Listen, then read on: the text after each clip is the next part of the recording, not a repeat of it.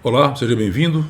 Antes de mais nada, desejo a você e a seus entes queridos vida longa, saúde e paz, e que o Deus Criador retribua a você, a sua família, a seus filhos e seus netos 5 vezes o que você fez, venha a fazer ou pensar em fazer a minha família. Sugiro que você, antes de ver esses estudos, se ainda não viu, veja a breve explicação de como foram e como são feitos todos esses estudos na Bíblia Ave Maria, que é uma tradução dos originais hebraicos, grego e aramaicos, pelos monges beneditinos de Maret-Sous, na Bélgica, e editada pela primeira vez em 1959 pelos missionários da Imaculada Conceição de Maria.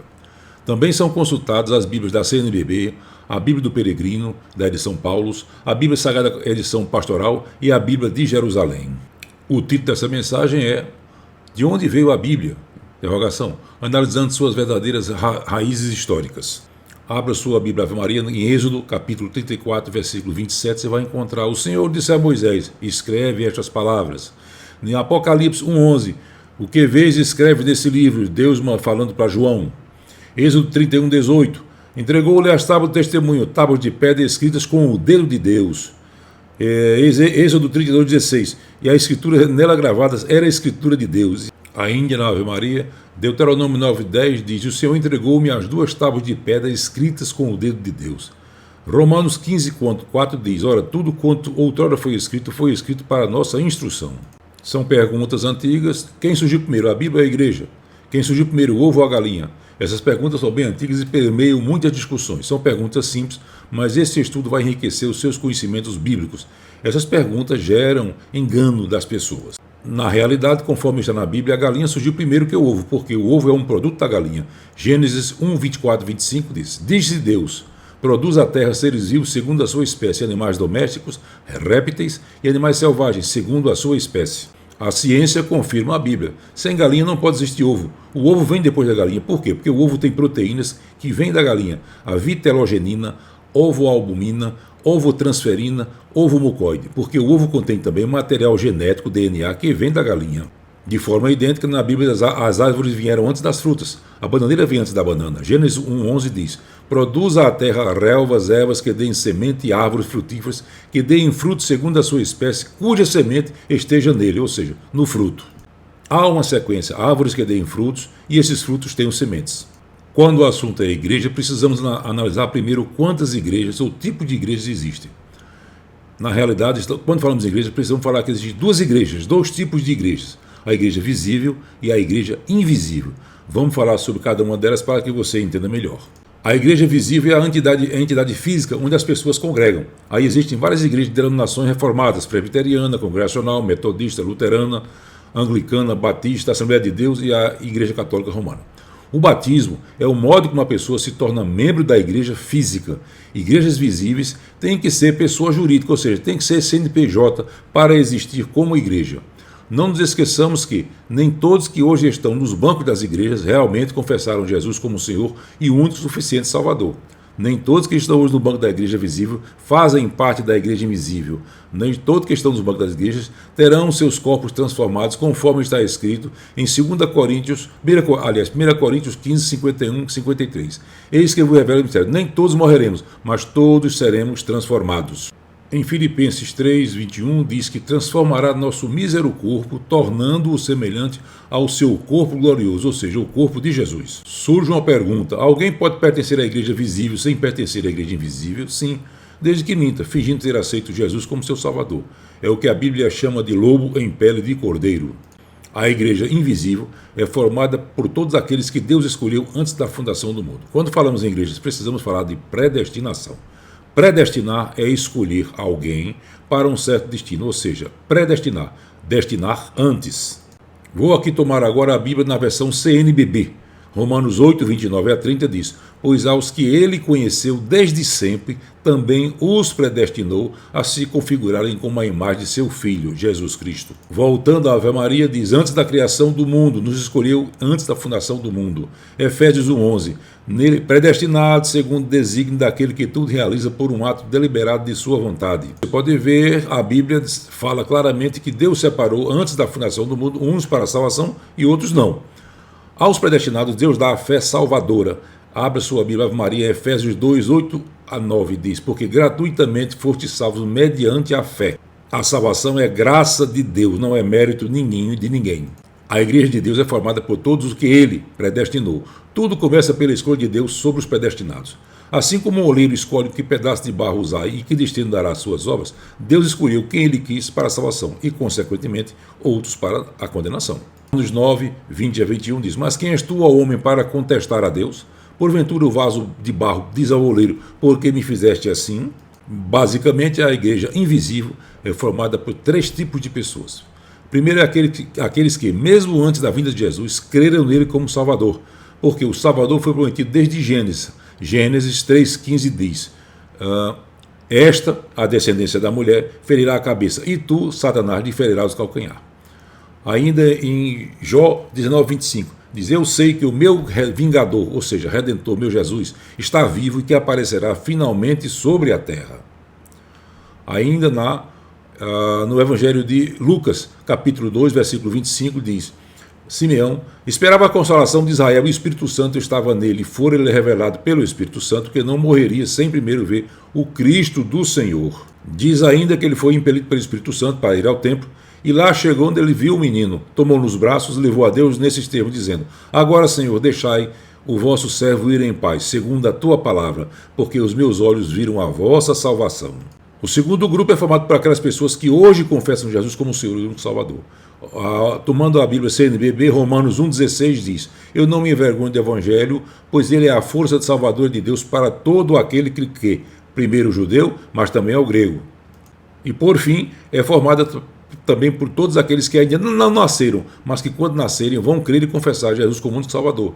João 17,20 diz: Não rogo somente por estes, os que Deus deu ao Filho, mas também por aqueles que a sua palavra hão de crer em mim. Esse texto fala dos que ainda vão nascer e crer em Jesus. A salvação no Antigo Testamento era baseada na fé nas promessas de Deus que apontavam para o Messias. Mesmo antes de conhecer o nome de Jesus, eles confiaram em Deus como o único meio de redenção. O plano da salvação de Deus é consistente em toda a Bíblia, com Jesus Cristo como centro da promessa. Abraão creu em Deus, na sua palavra, para sair da sua terra e ir para onde nem sabia, nem conhecia o lugar. E em Gênesis 12,3 diz: Abençoarei aquele que te abençoarem, amaldiçoarei os que te amaldiçoarem, todas as famílias da terra serão benditas em ti.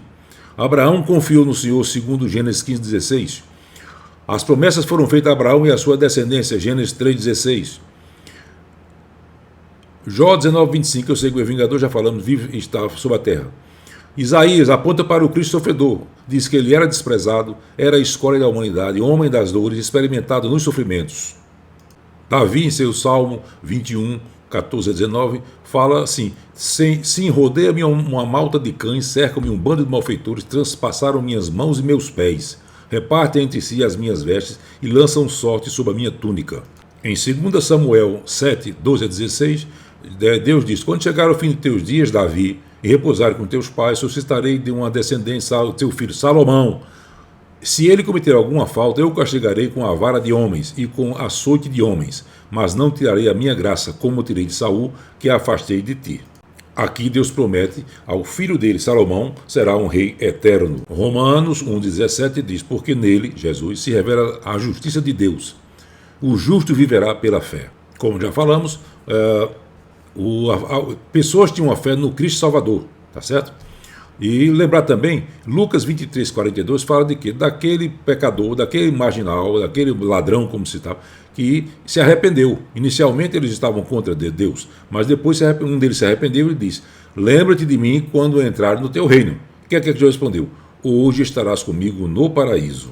É possível alguém pertencer à igreja invisível sem pertencer à igreja visível? Sim, desde que tenha se arrependido dos pecados, tenha confessado Jesus como um Salvador e que não tenha sido batizado, porque o batismo não salva ninguém, mas inclui o batizando na igreja visível. Existem os chamados batismos in extremis, é o batismo de pessoas que aceitaram Jesus em situações extremas, imediatamente, ou seja, momentos antes da sua morte. Na realidade, o batismo inclui quem está sendo batizado na igreja visível. O batismo é a porta da entrada da igreja visível. A questão antiga é quem surgiu primeiro, a Bíblia e a igreja. A Bíblia começou com o relato da criação, desde lá, Gênesis 1, no princípio criou Deus os céus e a terra.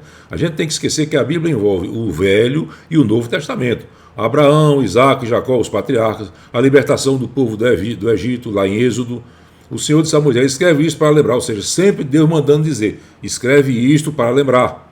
Tá certo? Os 10 mandamentos foram escritos todos com o dedo de Deus, lá em Êxodo 20, 2 a 17, ou Êxodo 21 a 17, na versão Ave Maria. Existem várias passagens, Deus mandando escrever, a Moisés escrever. Lá Êxodo 24, 4 a 8 diz: e Moisés escreveu todas as palavras do Senhor. Em Êxodo 34, 27 a 28, o Senhor disse a Moisés: escreve estas palavras, pois são elas a base da aliança que faço contigo e com Israel. Lá em Números 33, 2 diz: Moisés, por ordem de Deus, tomou nota das marchas por etapas. Deuteronômio 31, 9 diz: Moisés escreveu esta lei e deu aos sacerdotes, filhos de Levi. Deuteronômio 31, 24 a 26 diz: quando Moisés acabou de escrever todo o texto desta lei, deu aos levitas. Você pode ver, há várias referências de que a Bíblia começou em Gênesis com Moisés, cerca de 1400 anos antes de Cristo. Fica patente que a Bíblia foi escrita sob ordens de Deus. Seguem seus profetas, Isaías, Jeremias, Ezequiel, Daniel e outros, escrevendo o que Deus mandava. Vários escritores escreveram os Salmos e Provérbios. O Novo Testamento, sim, esse começou com os evangelhos que narram a vida e o ministério de Jesus. O Novo Testamento, sim, foi escrito depois do ministério de Jesus. O problema para muitos é esquecer ou ignorar, ou culpa por dolo, de que a Bíblia é composta de Velho e Novo Testamento. Recentemente eu vi na internet um sacerdote católico afirmando que o católico que colocar a Bíblia acima da igreja não é mais católico, é um protestante, é um crente. Concordo plenamente com ele. É falsa a ideia de que a Bíblia surgiu depois da igreja. Primeiro a Bíblia foi escrita. O cânon do Velho Testamento foi fechado entre 425 e 465 a.C., com 39 livros. Já o cânon oficial do Novo Testamento foi fechado no Concílio de Cartago, 397 depois de Cristo, com 27 livros. A igreja surgiu a partir de Atos, no século, quando Jesus manda pregar a palavra. Deus deu a palavra para a igreja. A Bíblia está acima da igreja. A Bíblia é a palavra de Deus. Qualquer alteração do que está escrito na Bíblia é o que se chama de outro evangelho vivo. E quem o pregar, que seja anátema, ou seja, maldito. A sua Bíblia Ave Maria diz que toda a escritura é inspirada por Deus e útil para ensinar, para repreender, para corrigir, para formar na justiça. Ainda na versão Ave Maria, 2 Pedro 1,20 diz: antes de tudo, saber que nenhuma profecia da Escritura é de interpretação pessoal. Homens inspirados pelo Espírito Santo falaram da parte de Deus. Ainda na Ave Maria, Mateus 5,18 diz: pois em verdade vos digo, passará o céu e a terra antes que desapareça um iota, a menor letra do alfabeto hebraico, ou um traço da lei. A igreja deve se submeter à Bíblia, e não a Bíblia se submeter à igreja. A igreja é quem deve submeter a palavra de Deus. A Bíblia é eterna, não muda, não precisa ser atualizada. A Bíblia é mais atual do que o jornal de amanhã. A igreja muda, de acordo com as suas conveniências, como todos temos visto. Primeiro veio a Bíblia, depois veio a igreja. A Bíblia, como falamos, começou em Gênesis, quando ainda não existia a igreja. Fica claro que a igreja surgiu em função da Bíblia. A Bíblia é o alicerce, a igreja é a construção. A igreja é uma consequência da Bíblia. Sem a Bíblia não haveria razão para a igreja existir. Sem Bíblia não existe igreja. Retire a Bíblia da igreja e esta não mais existe. Fica apenas um aglomerado de pessoas, uma reunião secular como outra qualquer. Como vimos, a igreja invisível é feita por homens que se submetem à Bíblia como autoridade suprema e confessam Jesus como suficiente Salvador. O exemplo típico é o malfeitor na cruz.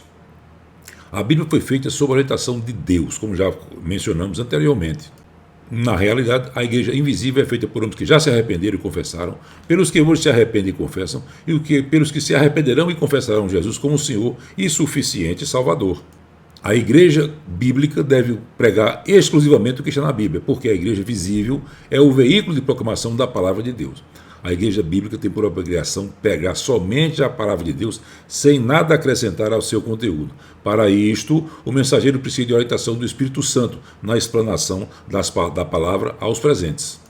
Ressalto que nenhuma igreja, seja ela católica, romana, evangélica ou qualquer outra, pode atribuir para si a criação, o domínio, a exclusividade da Bíblia ou a autoridade sobre a Bíblia, porque ela surgiu do Verbo de Deus.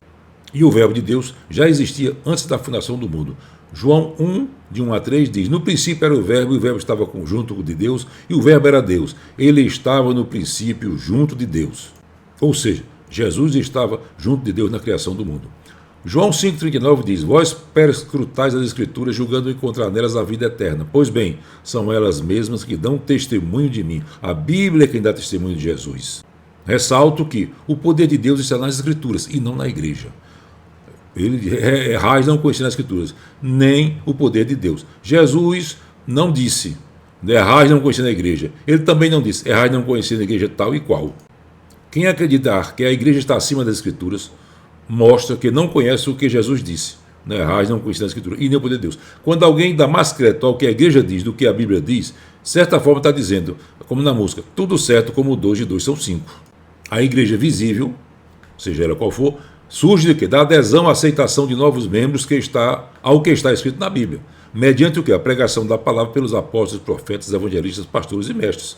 Atos 2,42 diz, e perseveraram na doutrina dos apóstolos e na comunhão e no partir do pão nas orações. Efésios 4, 10 a 12 diz, aquele que também desceu e é o mesmo que subiu acima de todos os céus para encher todas as coisas. E ele mesmo, Jesus, concedeu uns para apóstolos, outros para profetas, outros para evangelistas, outros para pastores e mestres. Para quê? Para a edificação do corpo de Cristo. A admissão na igreja se dá pela fé, e a fé vem pelo ouvir a palavra de Deus. Romanos 10, 17 diz, e assim a fé vem pela pregação, e a pregação pela palavra de Cristo. Primeiro a palavra tem que ser pregada para que ela gere a igreja. Ainda hoje é assim, tudo se inicia com a pregação da palavra, normalmente num ponto de pregação que evolui para a congregação, depois para a igreja. Ou seja, toda a escritura é inspirada e tem um propósito, que é modificar o comportamento das pessoas. Aí você vai num programa Roda Viva, de 14 de fevereiro de 94, Dona Zica, aquela da Mangueira, ela reclamando que as igrejas tinham roubado muitas das pessoas que antes faziam parte da escola de samba. Porque o evangelho modifica o comportamento das pessoas. Ela fala até de um neto dela, que era mestre de bateria, mestre de sala, e depois se converteu e não quis mais fazer o papel de mestre de sala. A ordem de Jesus foi, ide, portanto, fazei discípulos de todas as nações, batizando em nome do Pai, Filho e Espírito Santo. Como ficou claro, a fé é um dom de Deus e Ele dá para os eleitos. Abra sua Bíblia, Ave Maria, em Tito 1.1 diz, Paulo, servo de Deus, apóstolo de Jesus Cristo, para levar aos eleitos de Deus a fé e o profundo conhecimento da verdade que conduz à piedade. É por isso que muitas pessoas ouvem o evangelho, às vezes moram colado com a igreja, mas não aceitam Cristo como um Salvador. Elas vão atrás das palavras dos homens. A diferença é que na Bíblia, homens escreveram inspirados pelo Espírito Santo, diferente do que muitas vezes a igreja determina, que não é inspiração do Espírito Santo, são decisões humanas, são decisões de homens que não têm inspiração do Espírito Santo de Deus, porque o Espírito Santo não pode dizer uma coisa antes e depois dizer aquilo que ele disse, seria incompatível com tudo que nós conhecemos. Como se pode ver, a Bíblia Ave Maria e as outras Bíblias católicas são Bíblias boas. O problema é que o pessoal não estuda, o pessoal não pesquisa e não lê. Acredita em tudo aquilo que é dito sem haver uma confrontação, uma comparação com o que o texto bíblico diz. Deixa eu lhe fazer uma pergunta. Que poderes pouquíssimas pessoas adquirem, mas só os adquirem depois que morrem? Interrogação. Com certeza a resposta vai ser não. As pessoas mortas não têm poder nenhum. Pergunto eu, algum parente seu falecido voltou para participar de alguma decisão familiar? Não. Porque a Bíblia diz em Eclesiastes 9, 5 a 6, diz, os vivos sabem que vão morrer, mas os mortos não sabem de coisa nenhuma e não têm nenhuma participação em tudo aquilo que está acontecendo debaixo do sol. Ou seja, morreu, acabou a participação deles. Fere a minha inteligência e a inteligência humana no modo geral. Por exemplo, recentemente foi determinado santo um jovem Carlo Acutis. Ele morreu de leucemia M3, uma leucemia curável na Itália, e agora estão atribuindo a ele milagres de cura. Aí eu pergunto, se ele não conseguiu curar a si próprio, não conseguiu se salvar, depois de morto tem poder para curar alguém? Isso não tem lógica, isso não tem sentido. É falta de raciocínio das pessoas, de meditar, de pensar fora da caixa. Ou seja, como é que pode acontecer isso? Ele não pôde salvar ele mesmo, agora depois de morto pode salvar outras pessoas? Morto é morto. Tanto faz uma pessoa ser morta com um tiro na testa, eliminando imediatamente, como uma que morreu com câncer. No final, elas são mortas do mesmo jeito. Não tem diferença. Nenhuma delas tem nenhum tipo de poder para participar em nenhuma decisão que acontece debaixo do sol. Todos os santos, declarados pela Igreja Católica, são pessoas mortas. E morto não tem poder nenhum. Morto não faz nada. Tá certo? Não existe possibilidade de um morto interagir ou modificar alguma situação humana visível ou no momento. Que diferença há entre meu pai, que já faleceu, meus avós também já faleceram, o Papa João Paulo II, que já faleceu, e qualquer um outro santo. Nenhuma. Todos estão mortos do mesmo jeito. Nenhum deles tem capacidade nenhuma para interagir. Até porque, se houvesse a possibilidade, quem é que seria a pessoa mais indicada para intervir pelos vivos? Seria meu pai ou o Papa João Paulo II, que nunca soube nem que eu existi? Seria meu pai. Mas não, isso não acontece. Não há possibilidade, não há interação dos mortos com os vivos.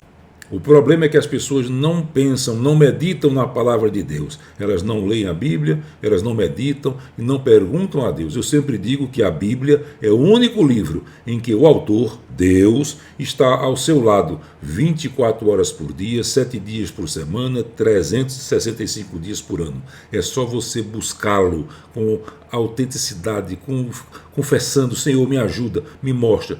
E ele vai mostrar a você o que é a verdade e não o que as pessoas dizem. É possível que você tenha se perguntado: de como é que eu sei se eu sou um eleito ou não? Eu vou lhe responder. Se você, no dia que você acreditar que Jesus é suficiente, que não precisa de nenhum dos santos, seja ele qual for, não estou citando o nome de ninguém, mas se você, no dia que você entender que os santos, que são pessoas mortas, não podem fazer nada por você, somente Jesus pode fazer, você vai então concluir que você é um eleito de Deus. Ou seja, Deus deu a você a fé para a salvação. A gente tem que separar que existem fé para várias coisas, mas a fé salvífica, só quem dá é o Espírito Santo de Deus. No dia que a ficha cair para você e você entender que pecado não se paga, porque todo já foi pago na cruz por Cristo. Não tem nada que ninguém possa fazer para poder obter salvação. A salvação é unicamente pelo reconhecimento de que eu sou um pecador, eu preciso de salvação, somente Jesus pode ser meu salvador. No dia que a ficha cair, você vai entender o que é a salvação específica vinda da parte de Deus. Infelizmente, as igrejas, em especial a católica, ela condiciona muitas coisas. Se você não for batizado na igreja católica, você está condenado ao inferno. Se você não frequentar a igreja, está condenado ao inferno.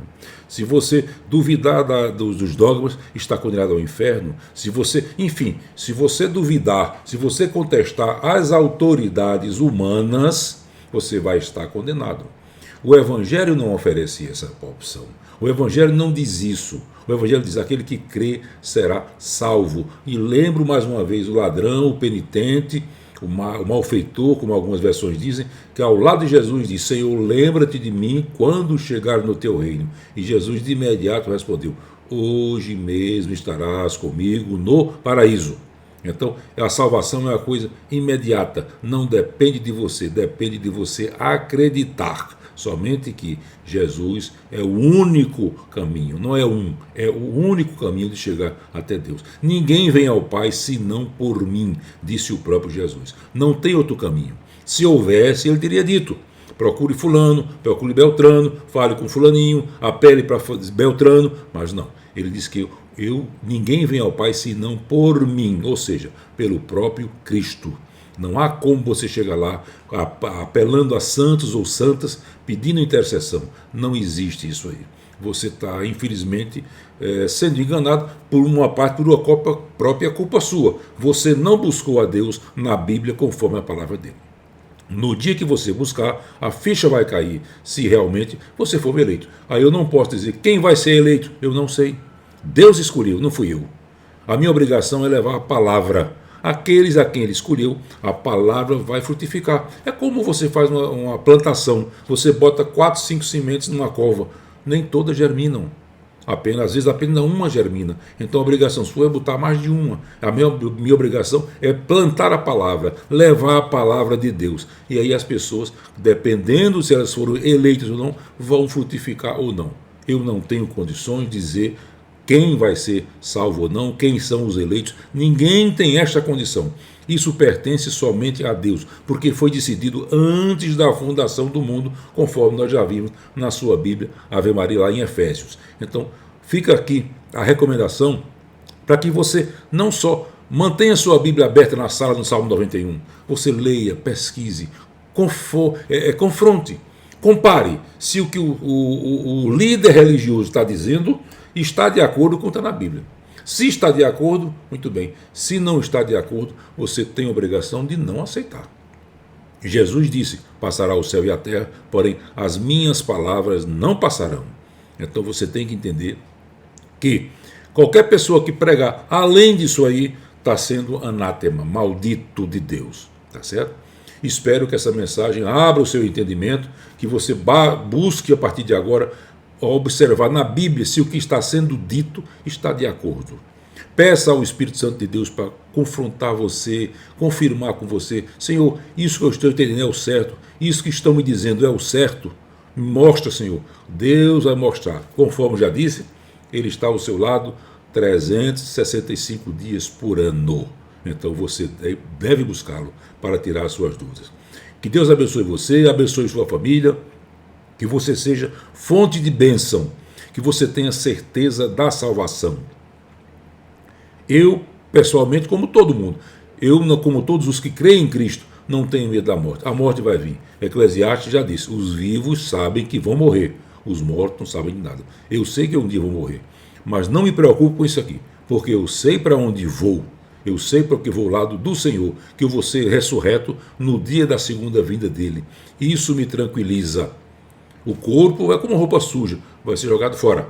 Vai enterrar, vai sepultar, vai cremar, não interessa o destino que você der.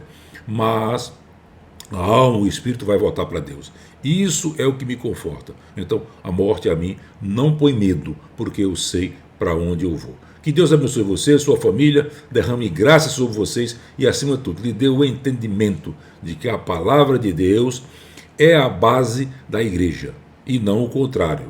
A palavra de Deus deu origem à igreja e não o contrário. A palavra de Deus é o alicerce da igreja e não o contrário. Deus o abençoe. Em nome de Jesus. Amém.